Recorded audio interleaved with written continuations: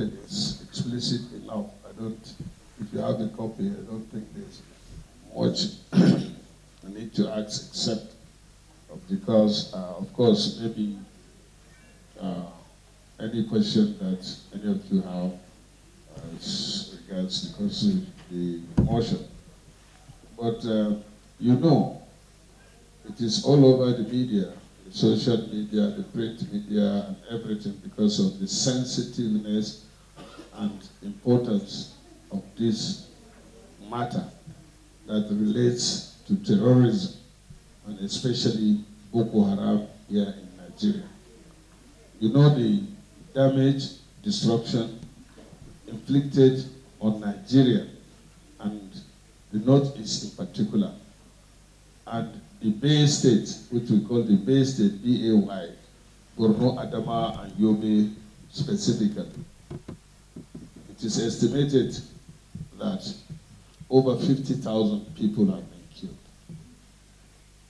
Over 2.5 million people have been displaced. Over 1 million children are out of school, even as I'm speaking to you. We have over 400,000 people that are refugees in Niger, Chad, and Cameroon, and other places. And we have people from the Bay State or from the Northeast affected by Boko Haram that are scattered all over the country. And you know also that the issue of terrorism, though the Nigerian security agencies are doing their best, but still, and especially this year or by the end of last year, we have been witnessing the re-insurgence of Boko Haram, ISWAP, Lukura, is it what we call it? Lukura in the Yakurawa in the northwest. And there's a continued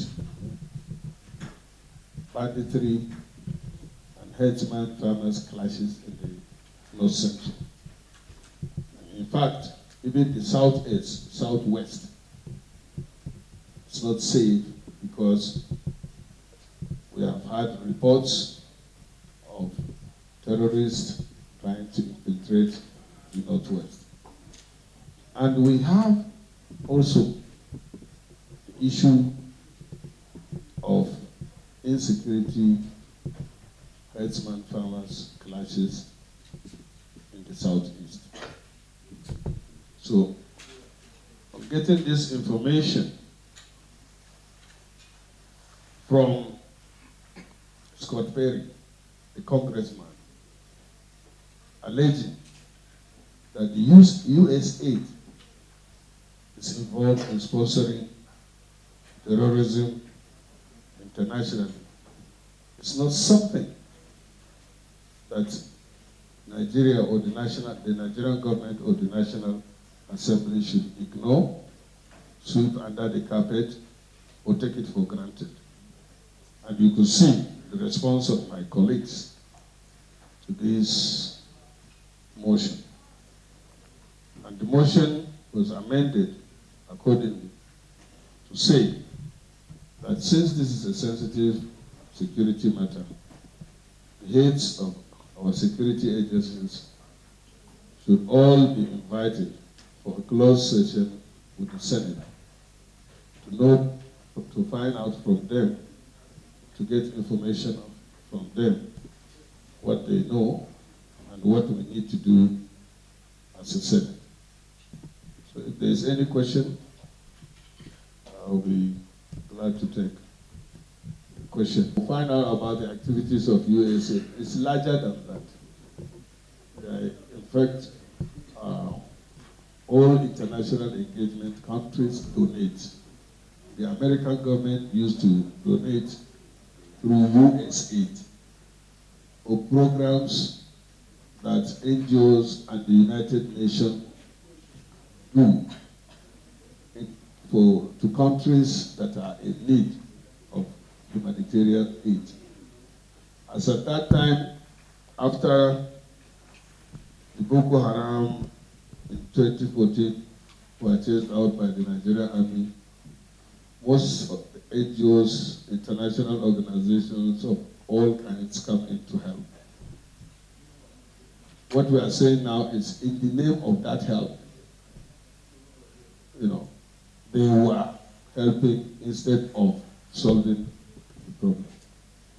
And in fact, what made us more suspicious, or raised that suspicion, is because one of their operational guidelines they insist with us is that they come straight and give the help direct to victims. And sometimes they say they are not for or against. So they are in the middle. And they insist that they have access to also Boko Haram. That time the Nigerian government was insisting that if they come in, they should register with the Ministry of Humanitarian or something like that. And then they should liaise with the state government so that they know what they are offering us, who are qualified to get that offer, or in fact give those things to the state government for onward distribution to the victims. But that was not the case. That was what created some incidences last time where the Nigerian army even went across and raided some of their camps on suspicion of the intelligence that they have, that they are not. And we had a case where one of the NGOs, so-called NGOs there, was even doing simulation and training on how to use firearms. And they were claiming that they were training their workers. But you said there is no arm. Then you are training people how to use arm. It doesn't add up,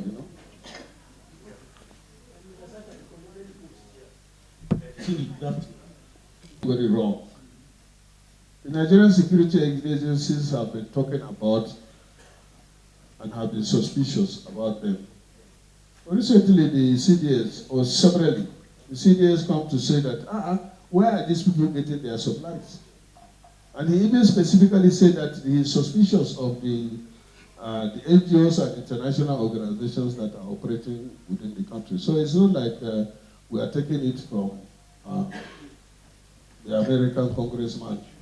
It's just that the American congressman has now come out to prove our suspicion of allegation. Well, I'm just a senator, I'm not National Assembly. So when that happens, the National Assembly will definitely take a position. The timeline was not given as to when to expect the... Yeah, I think that is an oversight. Actually, by tomorrow we should be able to agree on the timeline. Yes. Distinguished, my name is Yobe from Nigerian Pilot.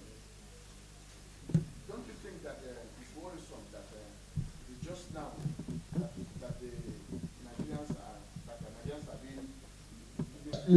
This it's a complicated matter.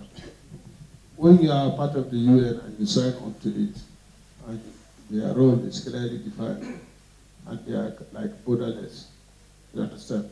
Once crisis starts anywhere, the UN goes into help, other agencies go into help. So it was not like, as I said, severally, and even before now. In fact, even going few years into when the NGOs started arriving and expanding, Nigerian government has been suspicious about it.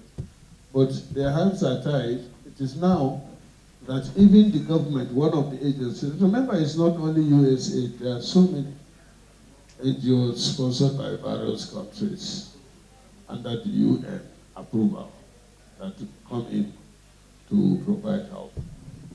So I don't think we are behind. And I don't think we would have started doing anything if this issue of US aid is not kick-started by the US government itself. It is under the presidency of Donald Trump that a congressman come out and speak about it.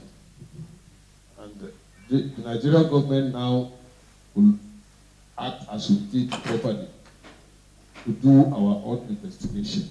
And in fact, the US government has not stopped there. They specifically, I read today, if you look at Daily Trust and Punch, that the American president gave, he said that the United Nations, US embassy here should also investigate how much US aid was given to Nigeria and how they spent it. So, you know, that gives us the room now to go to them and say, okay, the National Assembly wants this, that, and we can ask questions. But if not before, you can't do that. Yeah. No, it may only end up in this room or with Daily Post. Because I mentioned it before. You know, when you are doing investigation that is related to Nigerian government agency or any MDA, ministry, department, or agency, you can say now, constitutionally, we have the power, and you can expect something out of it. But when it has to do with an organization like the USAID, resident in Nigeria or doing their job, will be concerned. In fact, there is a big wall. There will be a big wall. There will be nothing that you can do. Since our agencies, remember last time, if you are following, during the period of Burate, there was intelligence about their suspicious operations that they were following up. So they bumped into, the UN office in Maiduguri. There was a huge outcry. Even the Nigerian press, berated the army that time that they are exceeding their boundary. These are people that came in to help, and then you are going there to raid them, all that. And even the one that I said the Borno state government would, got intelligence and raided the place, they too, were blamed for evading or exceeding their boundaries. But now, after hearing from the intelligence community or security agencies, head of security agencies within, including NIA, DSS, all that will remain in the motion, then we'll find a way forward. This is not the end of it, it's just the beginning. Thank you very much. Who is the welfare man? Mustafa, you have not handed schools. You have not handed over property.